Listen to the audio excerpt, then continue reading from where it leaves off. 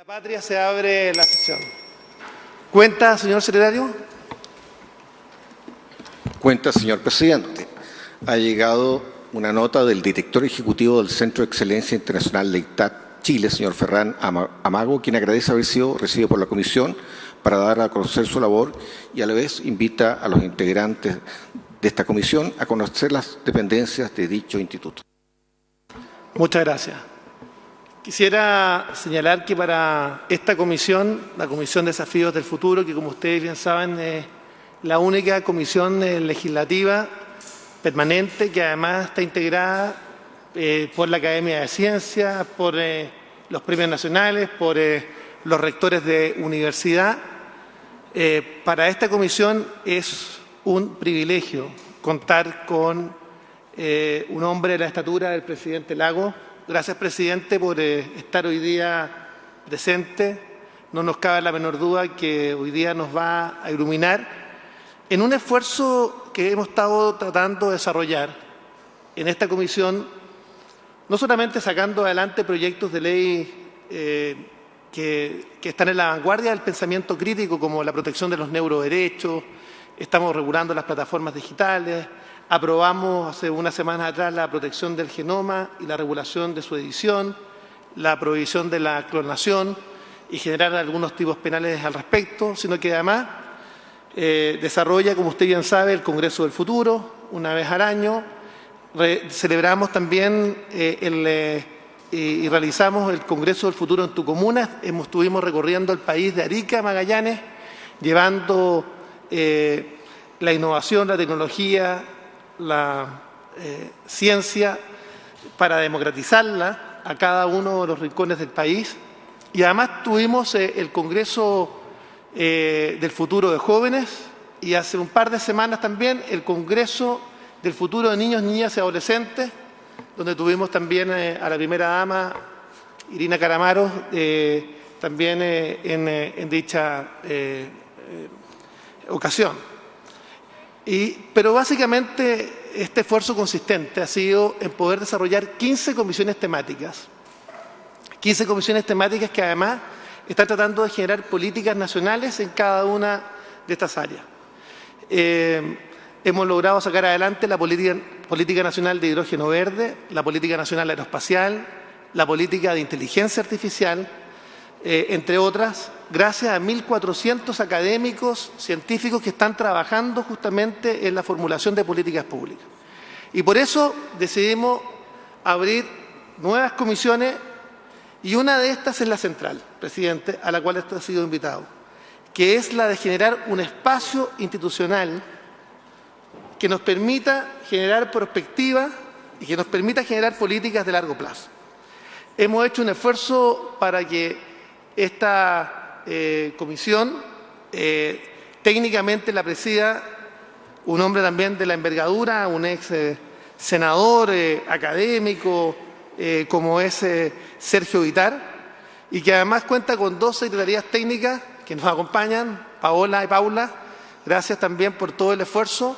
Esta comisión además tiene una centena de académicos, científicos de las distintas áreas donde se genera prospectiva, justamente para poder diseñar, tal como lo han hecho otros gobiernos, un espacio institucional para pensar el país en el largo plazo, generar sentido identitario, un proyecto colectivo de nación y poder entender que cuando los países optan por modelos de descentralización, acompañados por agregaciones de valor a sus procesos productivos, pero además con una mirada a largo plazo, con sentido identitario, son capaces de generar unidad nacional en torno a ese propósito. Entonces, yo agradecerle, presidente, porque para nosotros es un privilegio tenerlo acá. Usted sabe de la admiración y el respeto que yo le tengo en lo personal, además, y esta comisión.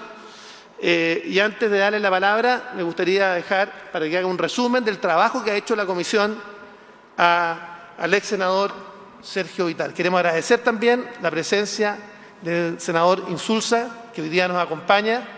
Gracias, senador, por estar presente en el día de hoy. Adelante, Sergio. Bueno, yo agradezco oportunidad que me brindó la Comisión de Futuro del Senado y hoy la presencia del expresidente Lagos. Y para ubicarlo respecto del tema que él va a exponer, ya tuvimos ocasión de conversar, quiero decir que esta es la fase final de un proceso de 20 sesiones que están registradas, que el acuerdo con el presidente de la Comisión de Futuro, el senador Chaguán, serán transcritas y acompañando los resultados que entreguemos. Y los videos serán también producidos por la televisión del Senado de manera de que sirvan como material para el futuro, para educación, para llevar a las regiones y hacer debate en las regiones, en las universidades, porque de lo que yo conozco, y creo que soy una de las personas que más se ha metido en esto, es la más grande acumulación de conocimiento nacional e internacional sobre la forma de darle a Chile una organización institucional de estudio de futuro, de anticipación y de estrategia, porque estamos muy atrasados. Dicho eso, quiero decir de que esta mesa, además, va a entregar un proyecto de ley abierto a opciones para que sean revisadas por los senadores y luego también, como ellos han señalado, llevársela al presidente de la República y ver la posibilidad de que demos un paso que no tenemos después del cierre del Ministerio de Plan. Se quedó solo la evaluación de proyectos en el Ministerio de Desarrollo Social. Y tenemos una nueva dimensión que son los gobernadores elegidos, lo cual nos abre también una posibilidad y una necesidad de trabajo con ellos. La pregunta es, los presidentes de la República, el presidente Lagos, en este caso, son las personas que al asumir la conducción de la nación tienen el mayor desafío de mirar, de conducir su país, de preguntarse sobre las grandes avenidas hacia adelante y cómo materializarlas. Entonces pensamos, ¿a quiénes además de los senadores, ministros, expertos en distintas áreas, a los finlandeses, a los españoles, a los personeros de la Unión Europea y a otros latinoamericanos, ¿a quién más nos puede dar una línea de cómo ellos, como presidentes, sienten la necesidad de tener un respaldo para anticipar y mirar largo a fin de tomar sus decisiones? Por eso es tan importante esta sesión de hoy y cómo se relacionaron para tener el apoyo político de lograr reformas de esa naturaleza con la sociedad civil y con las distintas universidades, empresarios, los acuerdos público-privados para llevar a cabo una tarea de esa envergadura. En el caso del presidente Lagos, yo quiero mencionar, por experiencia personal, 3 hechos que son importantes en la línea de lo que estamos haciendo ahora. En el año 2000, yo estaba sentado en el Senado y era presidente de mi partido. Eso fue su primer mensaje. Y, bueno, ustedes saben que uno se prepara ahí para ver cómo va a apoyar y la oposición cómo va a cuestionar. Y por lo tanto uno tiene ciertas pautas. Pero quiero decir de que nos sorprendió a todos su discurso y se centró en Internet. Entonces, una mirada que era completamente distinta. Y yo veía la descolocación de la mayor parte de la gente que estaba ahí. Acuérdense ustedes que el primer teléfono inteligente es del año 97, estamos hablando del 2000. O sea, era una mirada distinta. La otra ejemplo que tengo de mi propia experiencia en esa función es cuando se produce el corte de gas de Argentina. Y la reacción, el presidente ahí tiene que tomar una decisión y la pregunta era, ¿podíamos anticipar? ¿Cómo anticipamos? Y él tomó una decisión que fue también bastante potente y es encargarle a las 2 grandes empresas estatales que estaban en poder de decisión, Codelco y ENAP, asumir la tarea de hacer unas agrupaciones de empresas para instalar 2 grandes plantas gasificadoras y traerlo desde afuera. Esas 2 más una, la creación del segundo piso como institucionalidad, y ahí yo recuerdo que había dos grupos, un grupo que veía más la coyuntura, otro que miraba más lejos. La pregunta que formulamos al presidente en esas conversaciones y hoy día queremos escuchar es, frente a los desafíos, a las complejidades, a la velocidad hoy, ¿cómo miramos esto?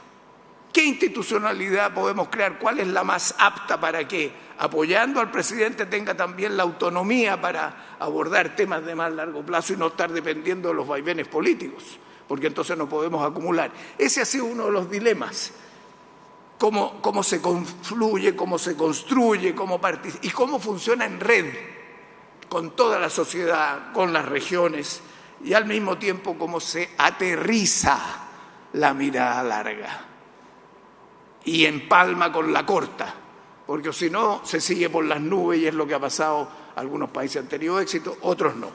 Eso es cuanto quería decir hoy día. El Senado avanzó y eso es un gran paso. Es curioso Chile porque no tiene el Ejecutivo y tiene el Senado. En otros países es al revés, muy pocos en el Senado y muchos en el Ejecutivo.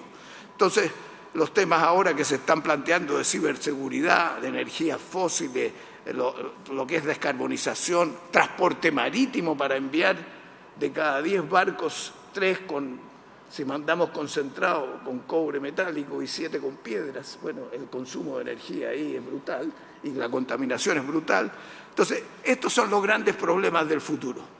La opinión del presidente Lagos, luego de los demás expresidentes de la República, nos va a servir mucho para culminar esta tarea. Con esto culminamos y entregamos a la Comisión de Futuro del Senado la misión que nos han encomendado. Muchas gracias, presidente.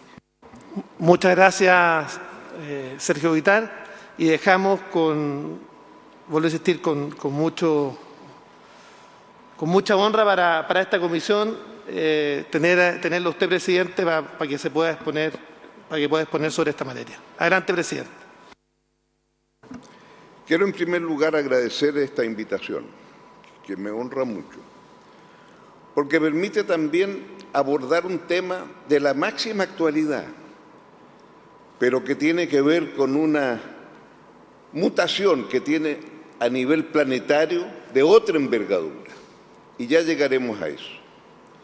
Pero quiero comenzar, sin embargo, con lo que a mi juicio fue el primer intento de poder mirar un poquito el futuro, y tiene relación con el año 2000, cuando asumimos la presidencia.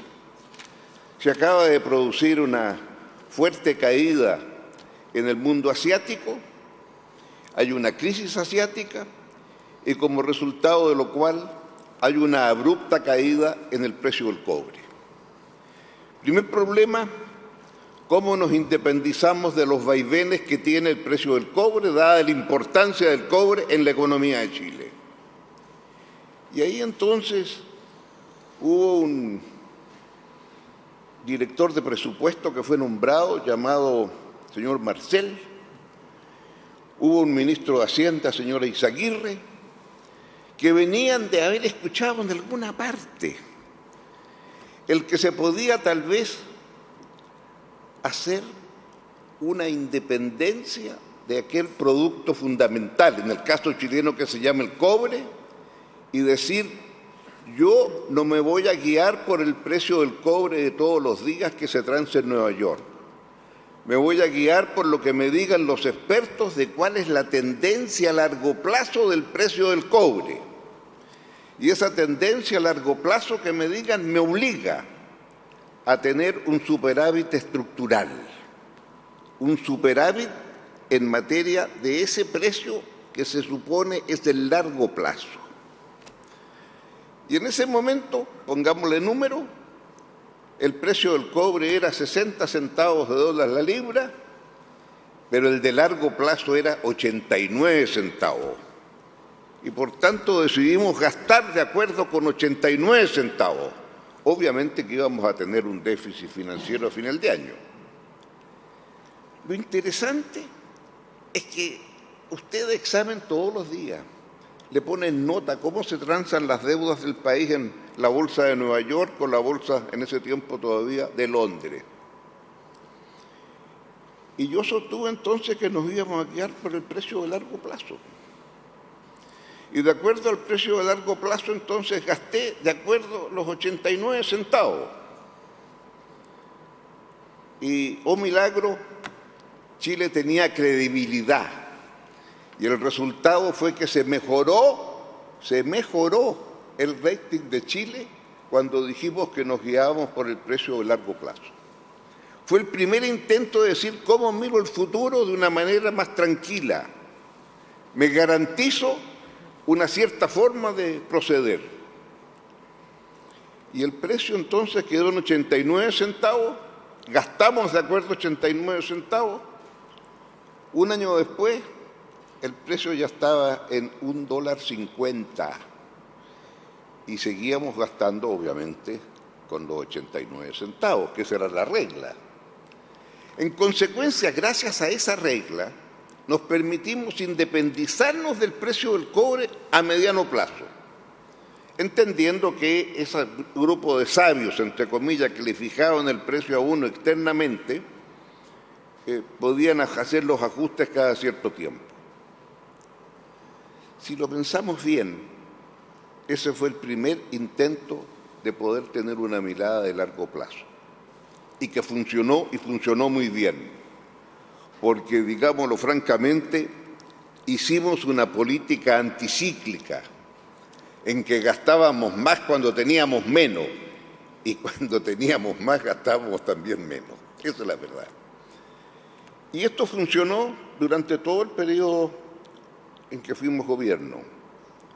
Y luego esto se institucionalizó, de manera que no fuera solo la voluntad de un gobernante, y se llevó a una norma legal que se siguió usando después que dejamos la administración y en algún momento de los recodos de la historia se perdió.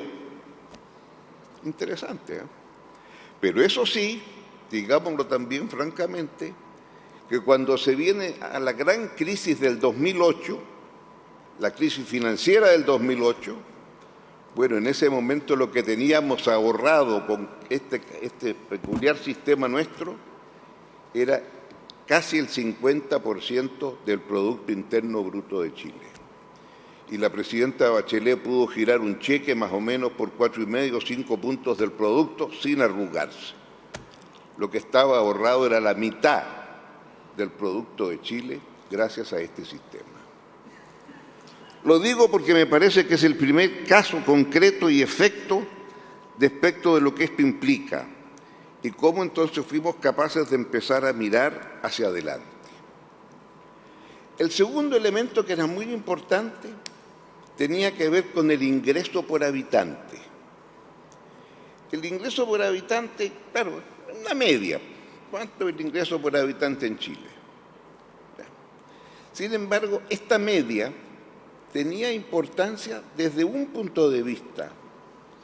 Si aumentaba fuertemente el ingreso por habitante, nos permitía reducir respecto de aquellas personas que estaban viviendo en la extrema pobreza. Y durante prácticamente todo el periodo que va en los primeros 10 años, desde el año 90, cuando la Concertación asume, fue el ingreso por habitante lo que nos permitió bajar los niveles de pobreza. Problema, 10 años después, ya no era capaz el aumento del ingreso por habitante de bajar niveles de pobreza, porque la pobreza estaba concentrada en sectores de tan bajo nivel social del punto de vista de sus conocimientos, que no tenían ninguna capacidad que porque aumentaba el ingreso por habitante, ese ingreso por habitante les llegaba a ellos. Y esto obligó entonces, cuando nos dimos cuenta el año 2000, que ya el aumento del ingreso por habitante no daba cuenta de la reducción de pobreza y la pobreza dejó de disminuir los últimos 3 años entre el 97 y el 2000, la pobreza no bajó nunca. Y ese es el momento entonces en que entendemos que tenemos que hacer una política especial respecto de la pobreza y que teníamos que llegar directamente a las familias pobres de Chile, que por ser tan pobres no tenían idea de los derechos que ellos tenían. ¿Usted cree que por dictar una ley o un decreto eso se resolvió? Después aprendí que si usted es tan pobre de solemnidad no tiene idea de los derechos que tiene.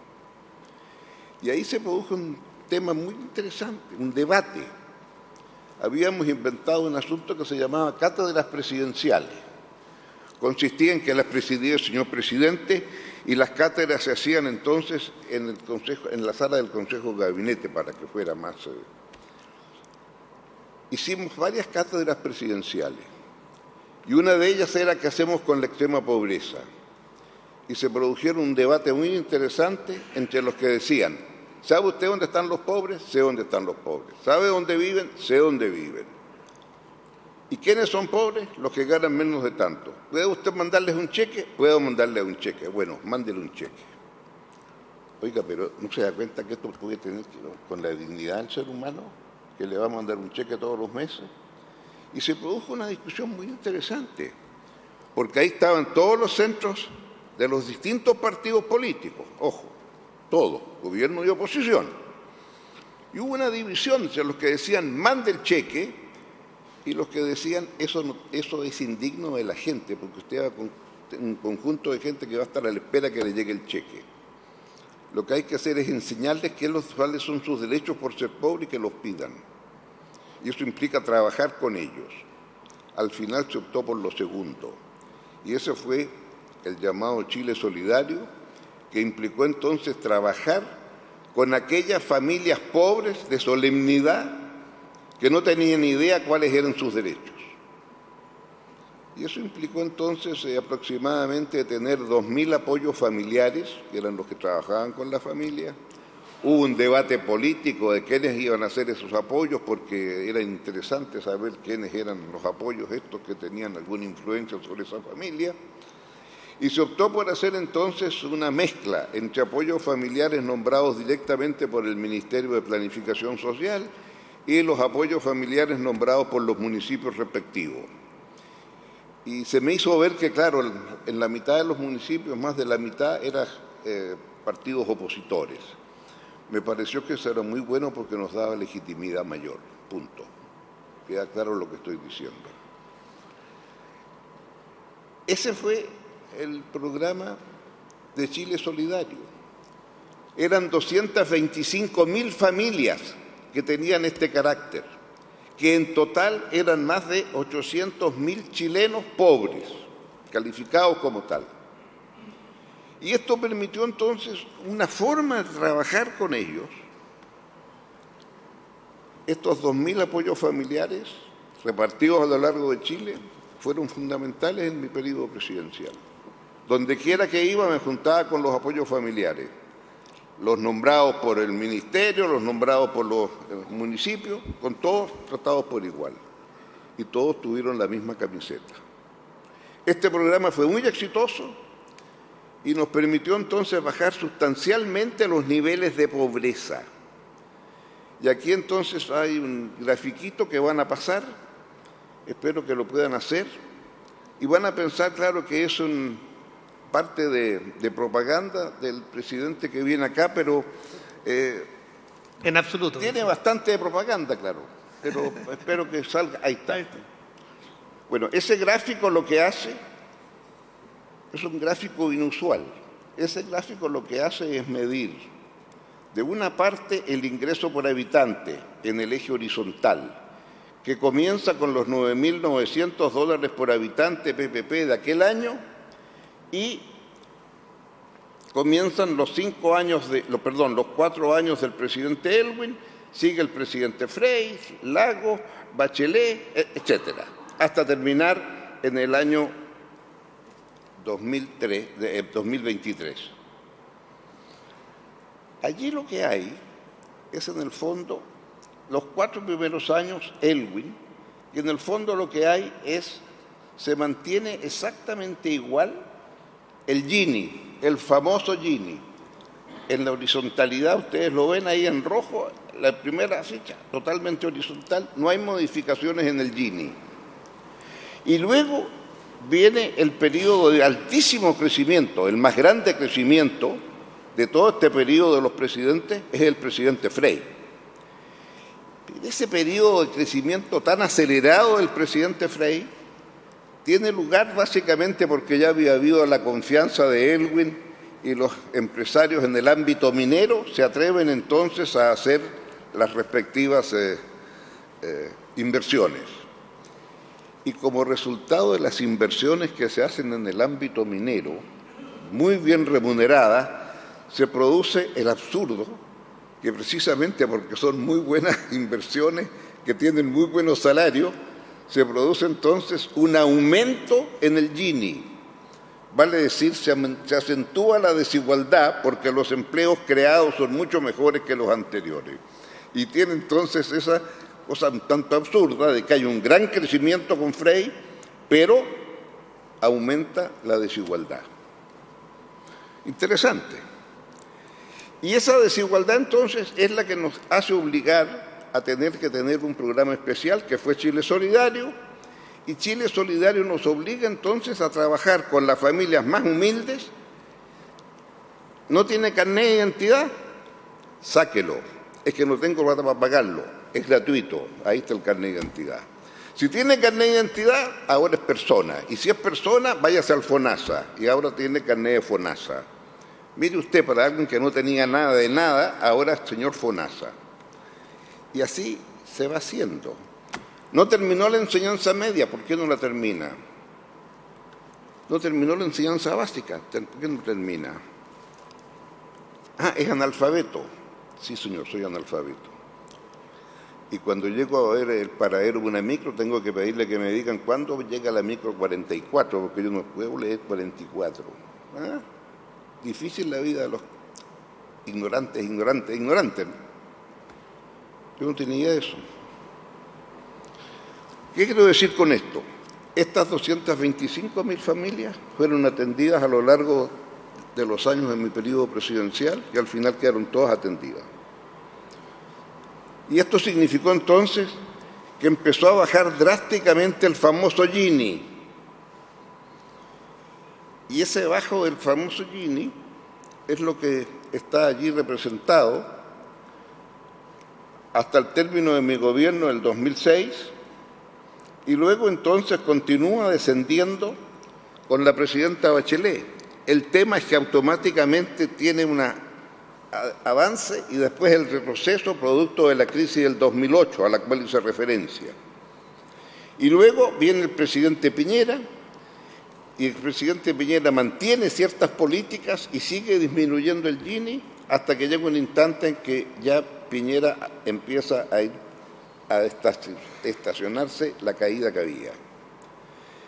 Y luego viene la parte final, que es ya Piñera 1, Bachelet 2 y Piñera 2, en donde al final lo que tenemos es básicamente cuando llega el COVID, cuál es el efecto del COVID y se dispara hacia arriba y se produce la que ustedes pueden ver.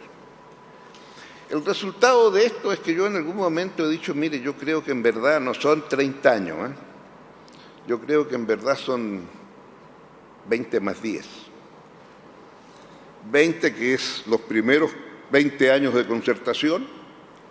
¿Y por qué más 10? Porque esos 10, ¿qué es lo que ocurrió? Esa es la parte importante. Aquellos que estaban aumentando su ingreso por habitante demandaban más bienes y servicios del Estado. Usted no puede pretender tener todos esos aumentos en el ingreso, pero lo único que le permanece constante es el ingreso fiscal. El ingreso fiscal, el 20% del producto de Chile va para el fisco. ¿Y ese 20% va para el fisco? Sí, va para el fisco. Y lo que es peor, la composición de ese 20%, que antes era el impuesto a las personas, el impuesto a las empresas y también el IVA. Al final de este periodo, el IVA terminó siendo casi el 50% del ingreso fiscal. Esto que les acabo de decir es vergüenza mundial. Mundial. No conozco un país donde el IVA se va casi la mitad de los ingresos fiscales. ¿Y esto es por qué? Porque al señor Frey se le ocurrió, fíjese usted, tener jornada escolar completa y había que ponerle el segundo piso a los establecimientos educacionales. Ministro, usted es ministro de Obras Públicas, ¿cuánto cuesta eso? 7.500 millones de dólares en 5 años. Bueno, financialo. Bueno, no hubo cómo financiarlo como no fuera subiendo el IVA. Pero no se preocupe, solo por 7 años. Súbalo de 17 a 19. Y ahí ya después lo vuelve a bajar a los 17. Bueno, claro, lo único malo fue que después, en esos 7 años, efectivamente se hizo lo que se hizo. Se le puso el segundo piso a todos los colegios. Es una cosa espectacular desde el punto de vista del presidente Frey lo que él logró. Bueno, tenía un ministro de Obras Públicas que tenía que hacerle la pega. Pero más allá de aquello, yo quiero decir lo siguiente, que entonces al señor que se le ocurrió hacer el auge se quedó desfinanciado cuando se dijo que si en el auge se iba a tomar tantos fondos del FONASA y de las ISAPRES, y se me explicó que esto iba a ser expropiatorio respecto a las ISAPRES, y se me amenazó con ir al Tribunal Constitucional, yo sabía que era mejor no meterse en ese lío, y bueno, al final mandé un proyecto para aumentar el tabaco y el alcohol. Fue rechazado por el Senado. Son complicados esos impuestos, tienen influencia. Al final no me quedó otra que aceptar lo que me dijo la derecha. Me dijo, mire, presidente, no se haga mala sangre, mantenga el IVA en 19.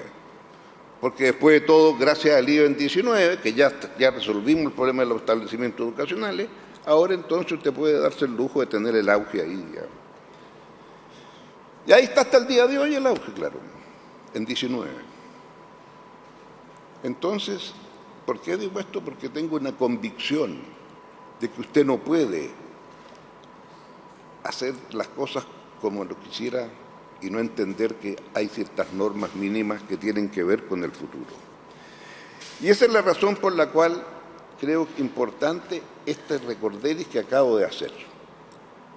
Pasemos ahora a los temas sustantivos. ¿Qué llamo yo temas sustantivos? Temas sustantivos es que junto con los cambios tecnológicos, Steve Jobs, el 2007, ¿verdad? Este aparatito que todos tenemos es del 2007. Y aquí tenemos el mundo, ¿verdad? Todas las cifras que usted quiere están acá. Y esto entonces implica un cambio epocal de una envergadura que no concebíamos, porque pasamos directamente del mundo de la revolución industrial, en el cual todos los que estamos en esta sala, salvo los más jóvenes, que son pocos, nos criamos. Y en el mundo de la revolución industrial donde nos criamos, lo importante que es lo que era. Primero, tener los recursos financieros para comprar la máquina. Segundo, tener los trabajadores que hagan trabajar la máquina. Y ese cambio es un cambio de unas características insospechadas en la historia del ser humano. ¿Cuántos eran los seres humanos en el 1800? Menos de 1.000 millones. Menos de 1.000 millones. 100 años después, ¿cuántos eran los seres humanos? 1.600. En el 1900 eran 1.600. O sea, los seres humanos aumentaron el 60% en 100 años, lo que no había ocurrido nunca en la historia para atrás. Y 100 años después, bueno, 100 años después, el año 2000, éramos 6.000 millones. De 1.600 pasamos a 6.000 millones. Y a esas alturas ya nos empezamos a dar cuenta que estábamos depredando el planeta. A esas alturas, ya en los últimos 20, 30 años del siglo pasado, ya entendimos que el planeta era finito y no infinito. Y teníamos que cuidar lo que extraíamos del planeta si queríamos que nuestros hijos y nietos también puedan tener un futuro. Y este cambio epocal de pasar del mundo industrial al mundo digital es un cambio de una envergadura que no terminamos todavía de aquilatar a plenitud. Pero seguimos pensando con los esquemas antiguos. Lo importante desde el punto de vista del capital, lo importante desde el punto de vista de los trabajadores. Y creo entonces que este cambio epocal nos obliga a tener una mirada muy distinta. Y por eso entonces que en el Chile de hoy, creo que son tres grandes los problemas que tenemos que abordar. El primero es el problema constitucional. El segundo es la inflación económica que vamos a tener como resultado de los temas que hemos visto últimamente. Y el tercero y último es la seguridad ciudadana. Y estos tres temas son los que me parecen más graves y más importantes, porque estos tres demandan una cierta forma de mirar y entender la situación. En el tema constituyente, yo quiero señalar que allí lo más importante es que no podemos seguir con un sistema constitucional que no tiene un sistema electoral definido y claro.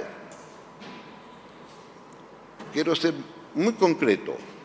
No podemos tener 20 y tantos partidos políticos. Es irreal, pero lo que es peor, obliga a la pequeña política. Al cómo voy ahí, cómo mantengo lo que tengo. Eso no puede ser. No puede ser que en la nueva Constitución no exista una definición clara. Los partidos políticos deben tener 5, 6, 7% y si no se disuelven. No que se juntan unos con otros como hoy día. Es escandaloso. Es buen negocio ser dueño de un partido. Eso lo sabemos. Entonces, acá en esta sala hay que decir las cosas como son.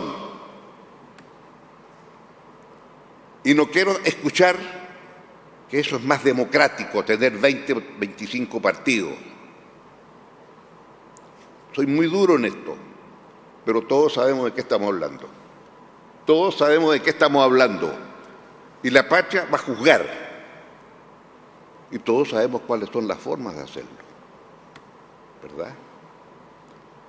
Entonces, perdón que sea tan duro en esto, pero yo quiero medir estos acuerdos que se van a llegar en estas salas a partir de este primer elemento. Históricamente, ¿qué es lo que ha sido Chile? 3 partidos, 2 partidos, 6 partidos, 7, 2 por la derecha, 2 por la izquierda, 1 o 2 por el medio. Esa es la historia constitucional de Chile a nivel de los partidos políticos. Esa es la historia que uno conoció, yo conocí cuando era chico. Y esa es la historia que está a lo largo de nuestra vida republicana. Y ahora entonces tenemos una situación absurda.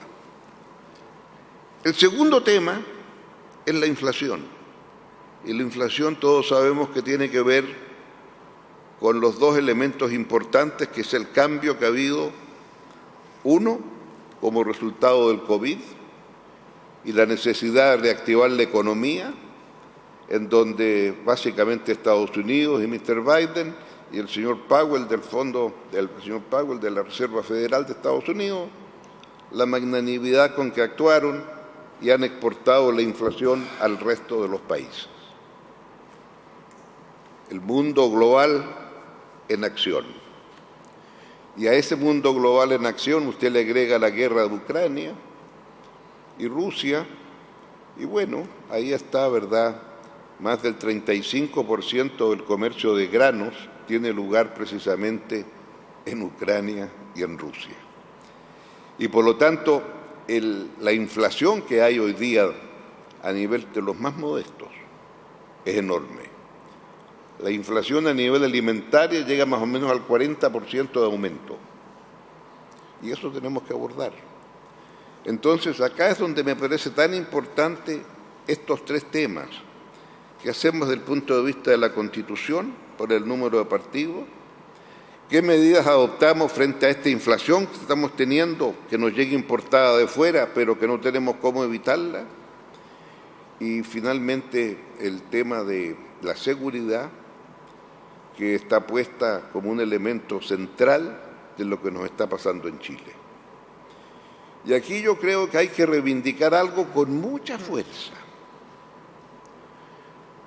Solo el Estado de Chile tiene la atribución exclusiva de utilizar la fuerza para imponer el orden.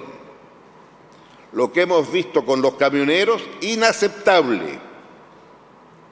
Inaceptable. Sí, ¿cuál es el problema de estacionar? De que está prohibido estacionar en la berma, pues.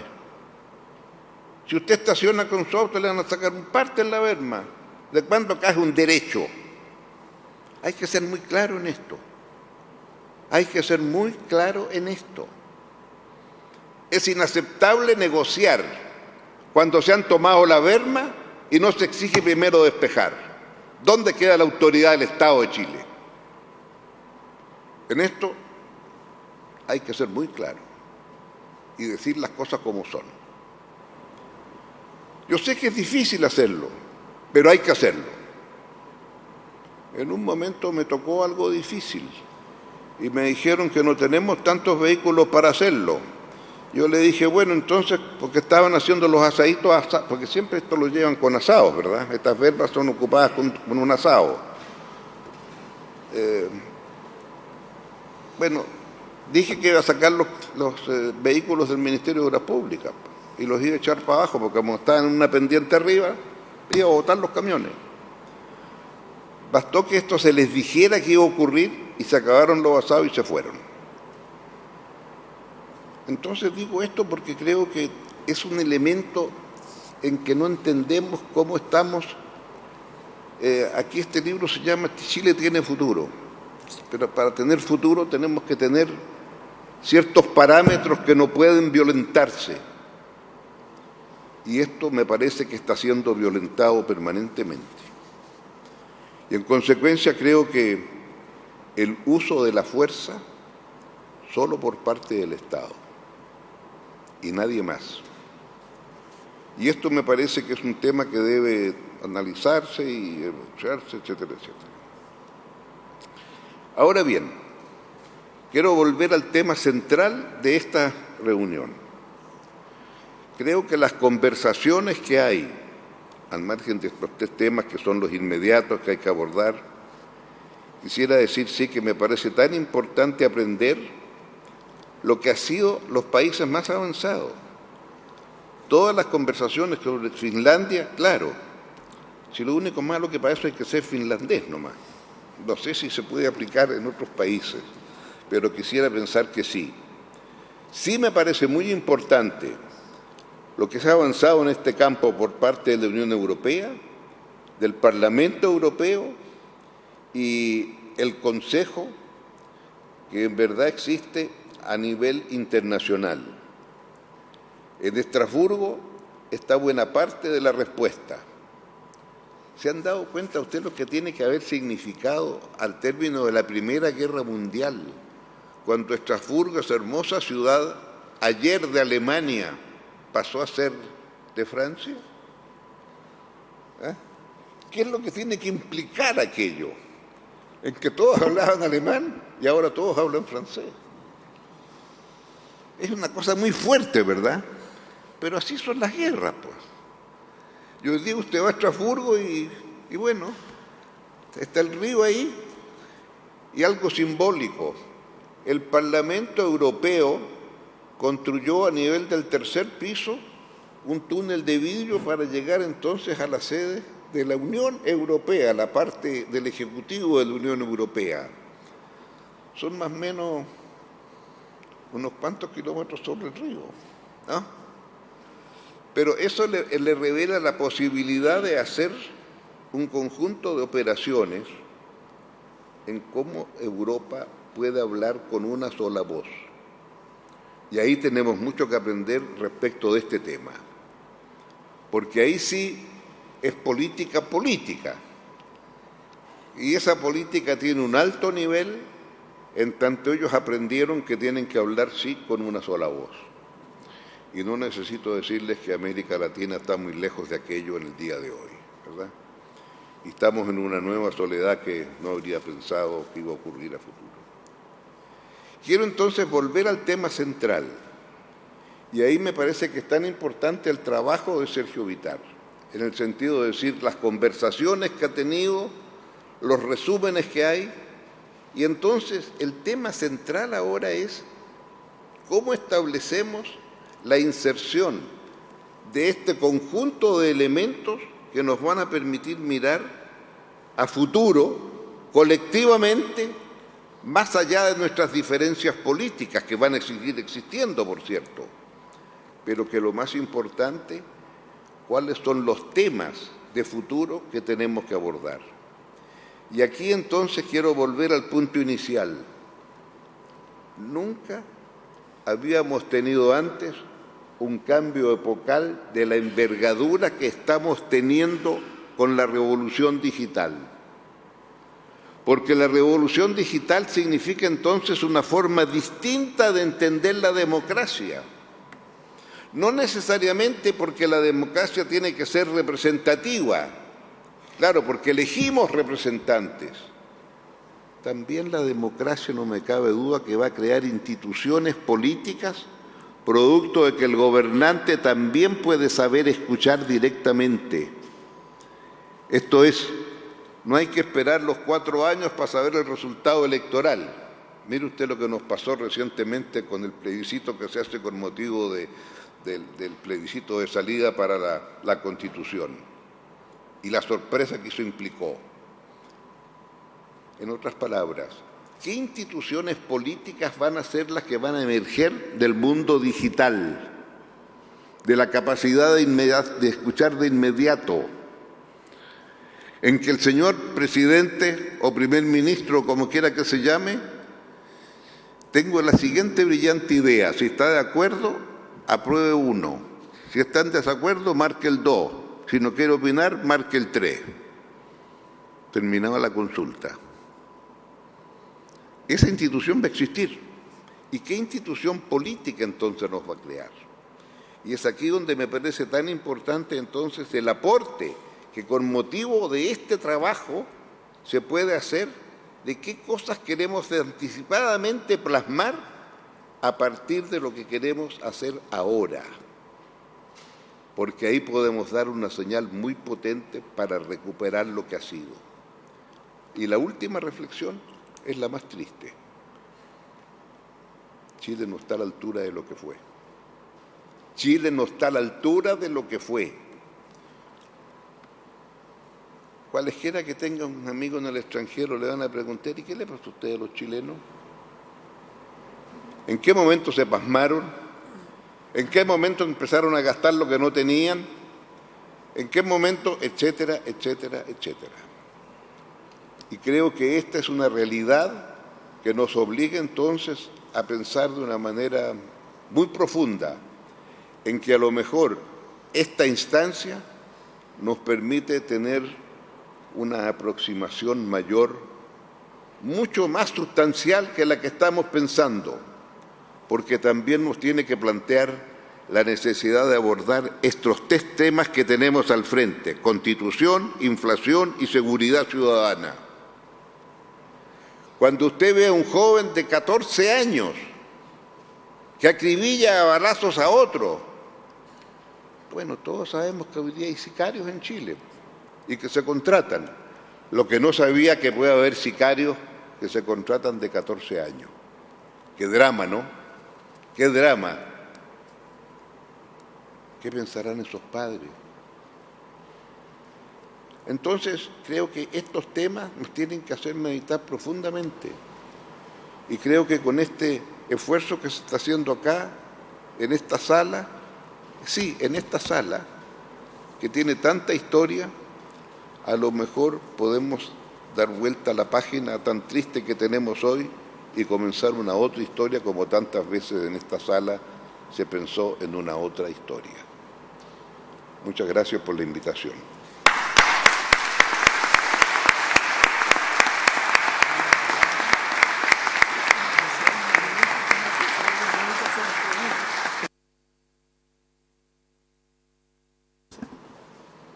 Agradecemos al presidente Lagos por una visión de Estado y, por supuesto, la necesidad de construir perspectivas y el aporte también de lo que fue su propio gobierno en términos de construir políticas públicas de largo plazo. Me gustaría dejar primero a los miembros de la comisión, que si quisieran hacer alguna pregunta, comentarios, observaciones. El presidente gentilmente está disponible para aquello.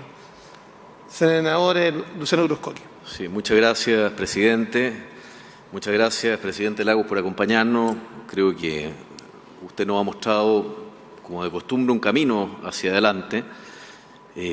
A veces muchos nos preguntamos qué pasó con Chile. Me parece que lo que usted aborda en términos de los 3 puntos: constitucional, seguridad, económico o inflación, importa también en términos de cómo construimos una institucionalidad que haga los acuerdos viables, los acuerdos posibles.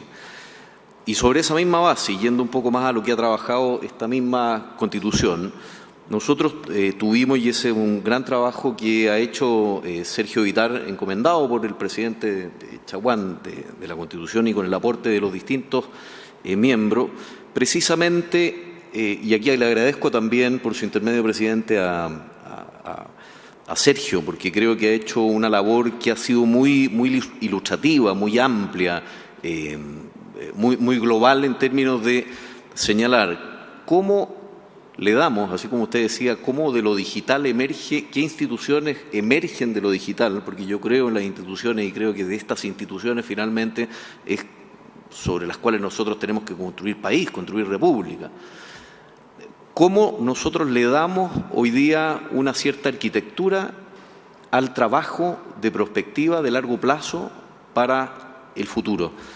Y se señalaron distintas alternativas, y esas distintas alternativas pasaban desde alojar eventualmente esa institucionalidad en un ministerio, desde crear un consejo que estuviese ligado a la máxima autoridad republicana, al presidente de la República, que fuera en el Ministerio de Ciencia eventualmente, crear una suerte de consejo. Se analizó en su momento el trabajo que hizo Agustín Esquella durante su gobierno con el Consejo Nacional de la Cultura, que me tocó presidir también en su momento. Entonces, sobre esa materia en particular, ¿cómo creamos nosotros una institucionalidad para que esto no se pierda sencillamente en el trabajo que se hace acá y quede documentado en un muy buen libro?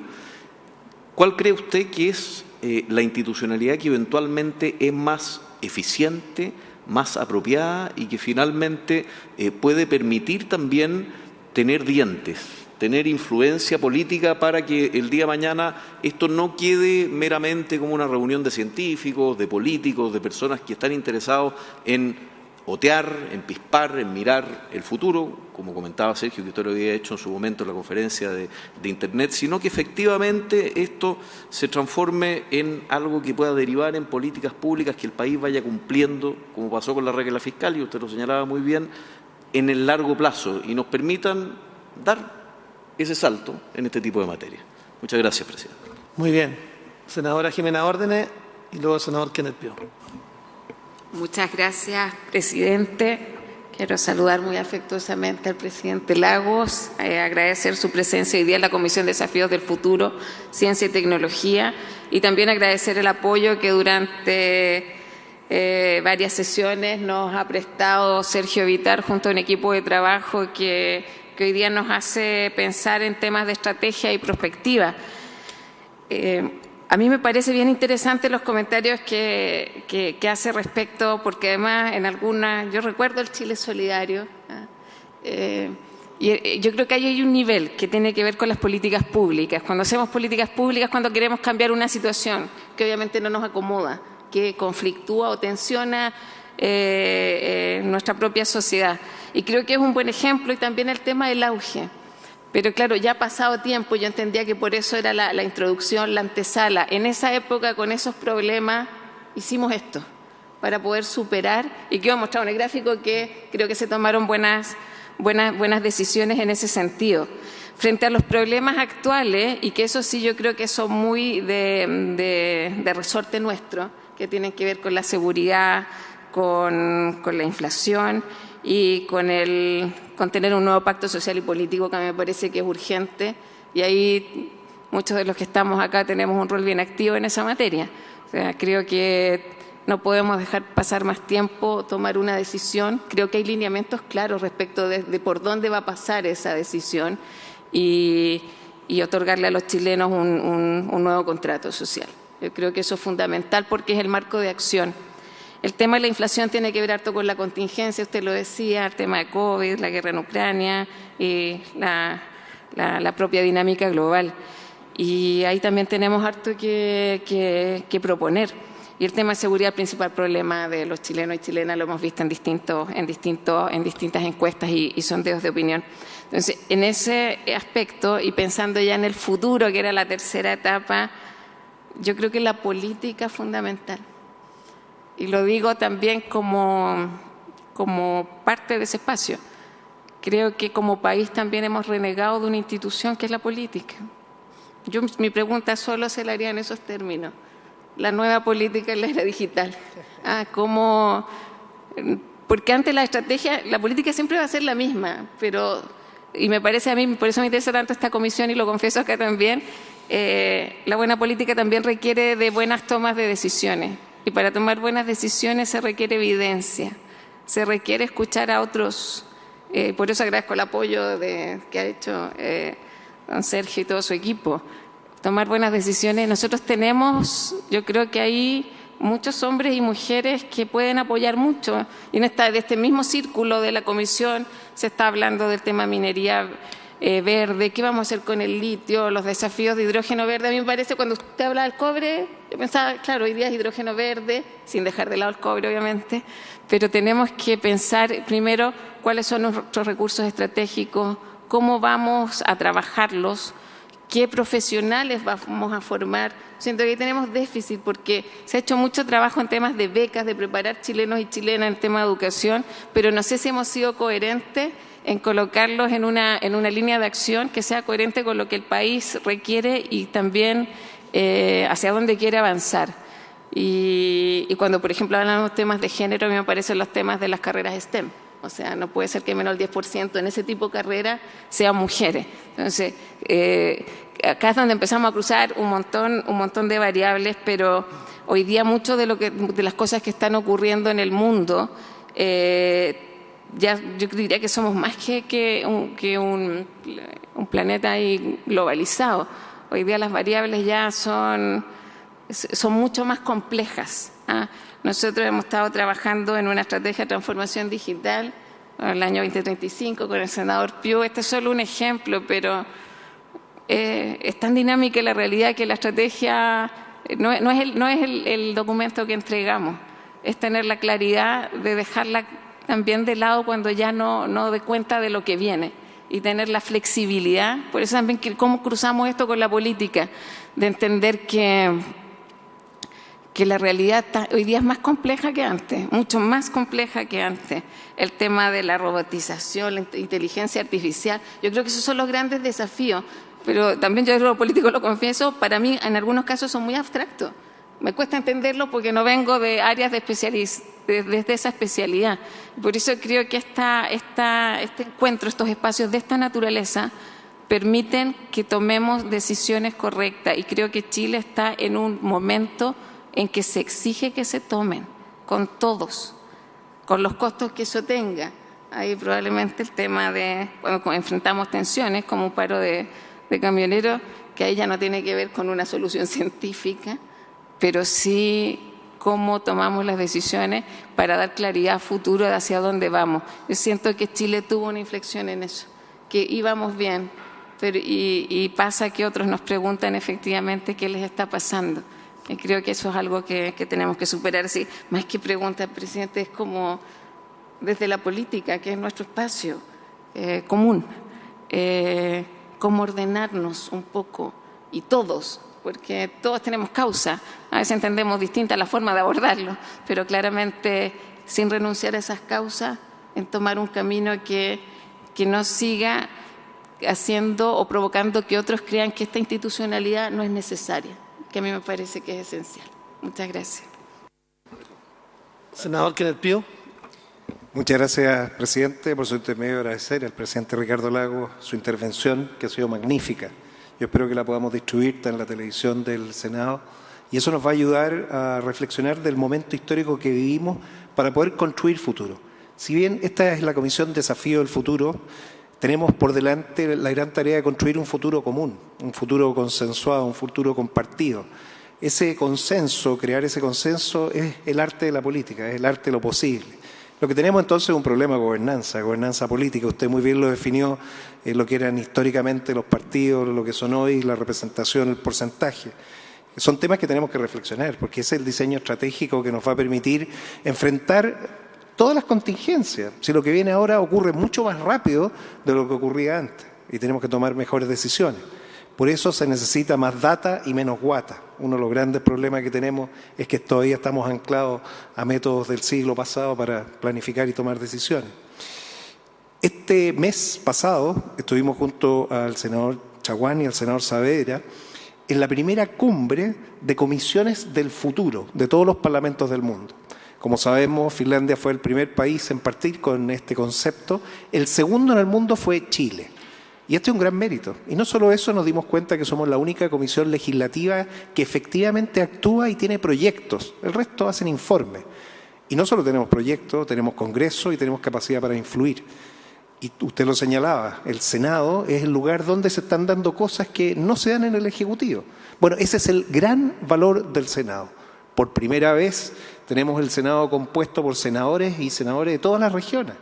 50. Tenemos una distribución que además permite que Santiago tenga solo el 10%. Eso es algo de un diseño estratégico que tenemos que valorar y además el Senado va a perdurar, va a continuar.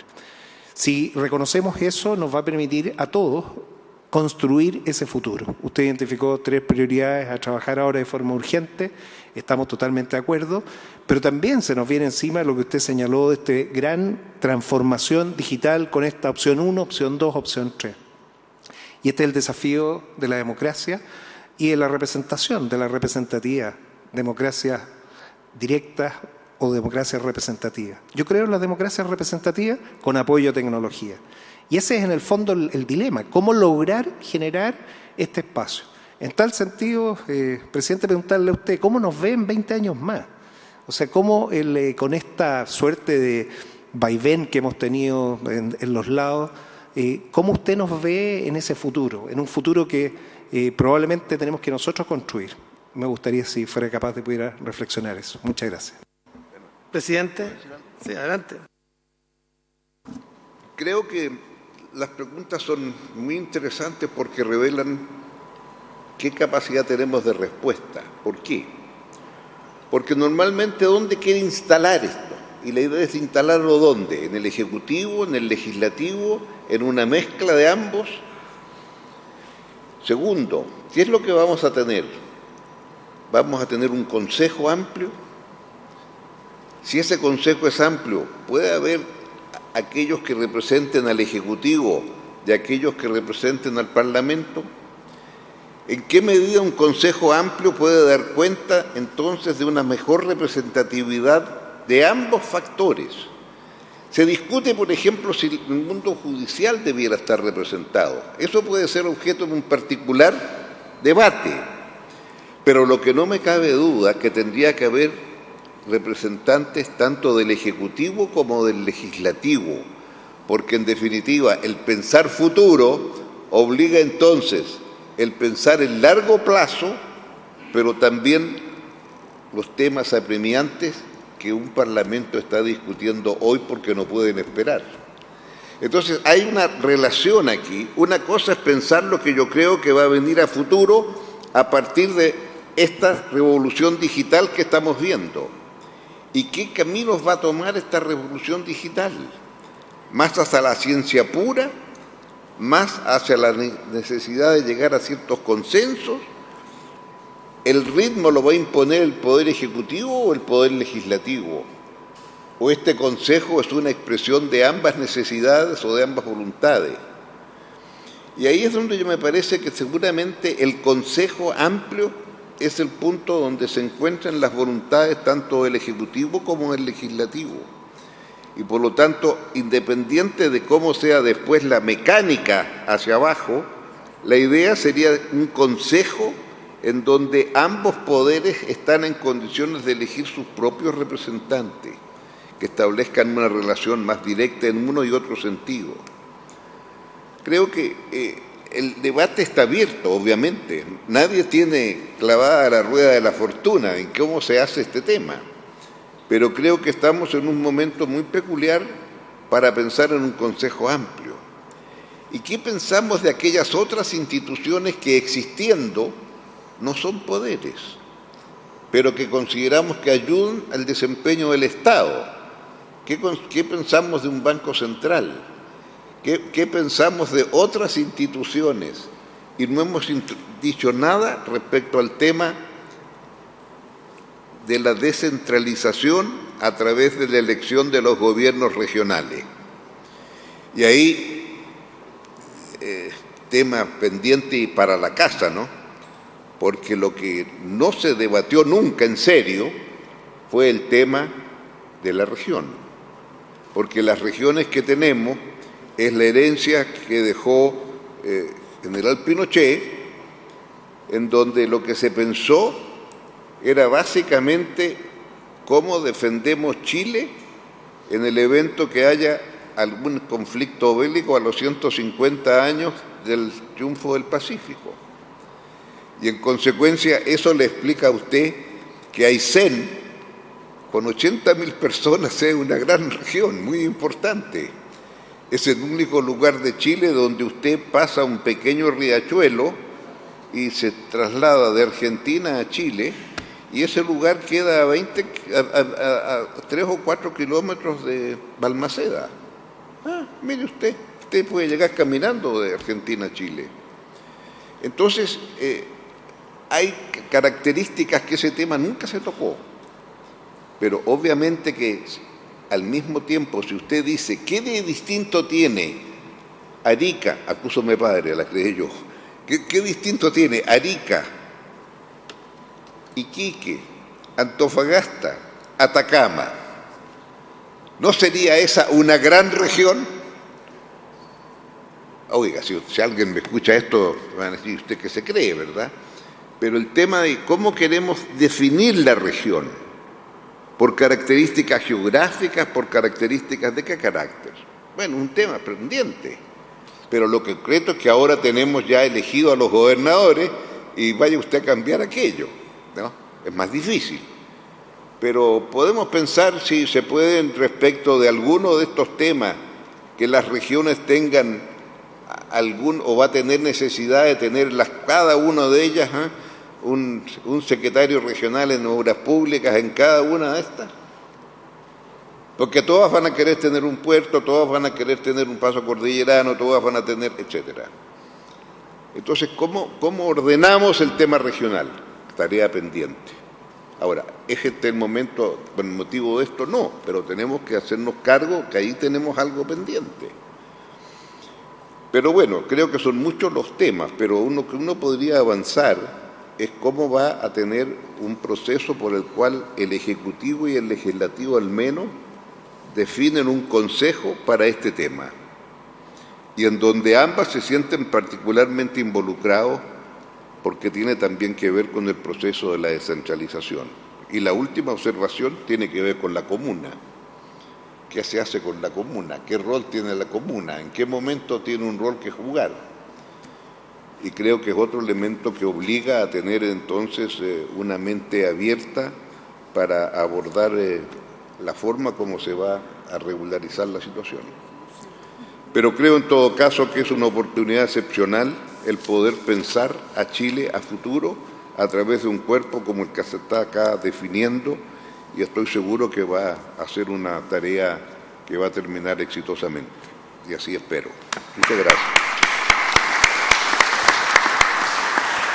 Dejamos a Sergio Vitar para hacer unos pequeños apuntes finales y luego cerramos la sesión. Bueno, gracias, presidente. De la exposición del presidente Lagos deducimos un conjunto importante de factores para pensar lo que vamos a hacer. Pero hay algunas cosas que nacen de esto. Todos los casos que hemos visto en el mundo son flexibles y parten de poco, porque la complejidad va creciendo y por lo tanto uno no puede tener un diseño institucional muy fijo, tiene que ser flexible y tiene que operar. Tiene que coordinar lo que hay. Por ejemplo, bueno, en la Cancillería se hizo un trabajo hace un tiempo atrás, aquí hay gente que estuvo en eso, hoy se ha designado a otro jefe de prospectiva en la Cancillería, en energía hay, en obras públicas hay, la Comisión Nacional de Productividad es otra, la Fundación Chile es otra. O sea, tiene que además operar en red. Luego, con los nuevos gobernadores vamos a tener demandas de estrategias regionales. Y los gobernadores, a su vez, como dependen del voto, van a coordinar a los alcaldes, cosa que no ocurría antes. Y vamos a tener que tener un trabajo horizontal con gente de derecha y de izquierda para que esto se ponga por arriba de las diferencias políticas que rigen en el corto plazo. Entonces, la combinación de un consejo más estable, pero también con un consejo consultivo con el sector privado. Aquí tenemos que afianzar una línea, y yo cuando contaba lo del gas público-privada, que el presidente impulsó en su momento. Entonces, no es nada de fácil.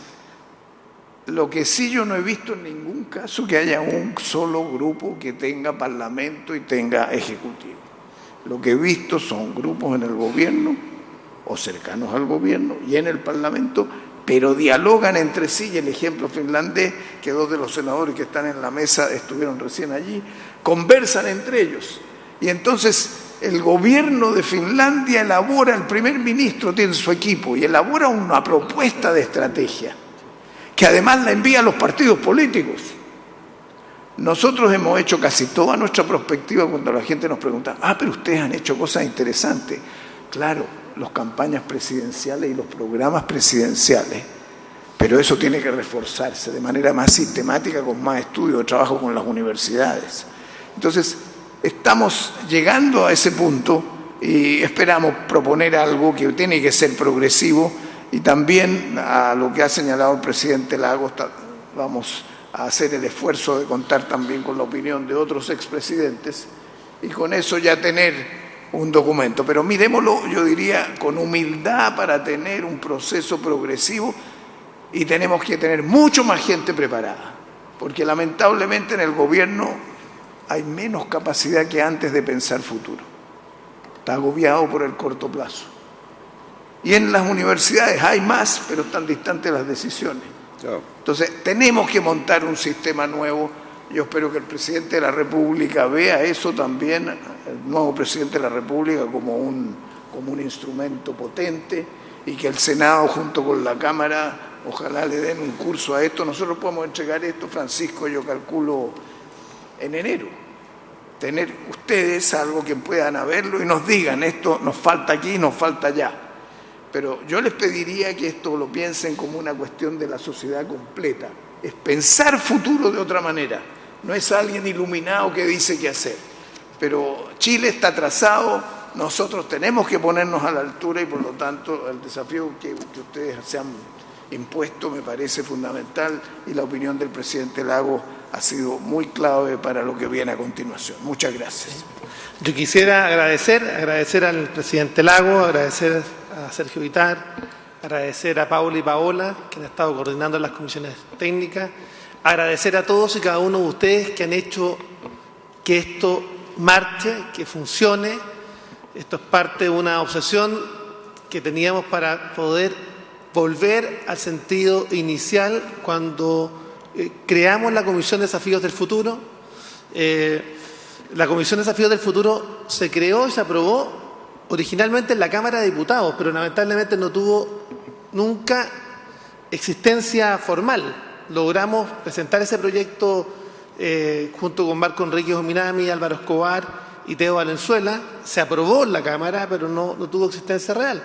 Y luego lo insistimos en el Senado, donde efectivamente se dieron las condiciones y tuvimos el apoyo institucional. Y acá quiero también hacer el reconocimiento a todos los que estuvieron en esta comisión, que también trabajaron largamente.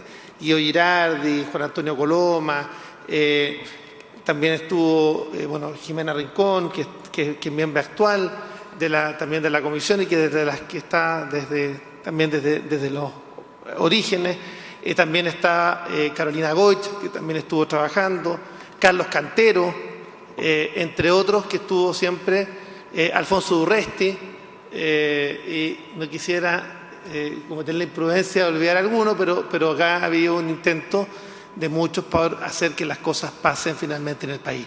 Chile está de cambio, 2050 la mitad de los empleos van a desaparecer, se van a crear nuevos empleos, 2040 el 95% de la población va a vivir en ciudades macrozonas urbanas, 2040 uno de cada dos nuevos chilenos va a tener a uno de sus padres extranjeros, viene un cambio cultural enorme, de enorme envergadura, un desafío enorme de tener esta nación que es capaz de abrazar, que abraza la multiculturalidad en el sentido amplio y por supuesto entender que acá hoy día la agregación de valor, la descentralización son parte del camino. Gracias, presidente Lagos, por su visión estratégica, por su visión de largo plazo y no me cabe la menor duda que ha sido un aporte extraordinario para todos y cada uno de ustedes que están haciendo el trabajo, de hacer equipo, de hacer finalmente, de meterle las energías, la masa crítica para que finalmente esto que es una obsesión de este presidente y de esta comisión finalmente marche adelante. Gracias, Sergio, por todo el trabajo y el empeño y gracias a todos los miembros de la comisión. Déjame hacer una pregunta para terminar. Sí. ¿Será posible en la discusión constitucional agregar una línea en que se establezca como función del Estado la mirada larga y una estrategia? ¿Y será posible poner ahí también que las nuevas generaciones tienen derechos y que nosotros como Estado tenemos que estar pensando en el derecho de las nuevas generaciones? Ok. Por supuesto, y eso esperamos. Habiéndose cumplido el objeto de la sesión, esta se levanta agradeciendo al presidente Lagos.